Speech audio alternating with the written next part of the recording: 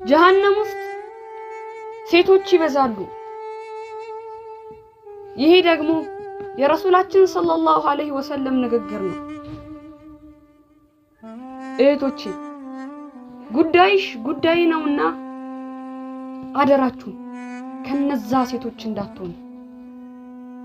ዛሬ ነገ ተውበት አረጋለሁ እያልሽ ይበልጥ በየሶሻል ሚዲያው የምትለቂያቸው ቪዲዮዎች፣ ጽሁፎች ዛሬ የደስታ ምንጮችሽ ቢሆኑ ነገ የቂያም ቀን ባንቺ ላይ ምስካሪ ሆነው ይቆማሉ።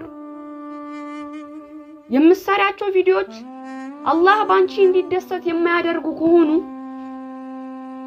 ዛሬውኑ ተውበት አድርጊ። ዛሬውኑ ተመለሽ። ጀሃነም ከባድ ናት። ነገ በጀና የነብያችንን ሙሐመድ ሰለላሁ ዐለይሂ ወሰለምን ፊት መታደል ከፈለግሽ ዱንያ እንዳታታልልሽ እህቴ።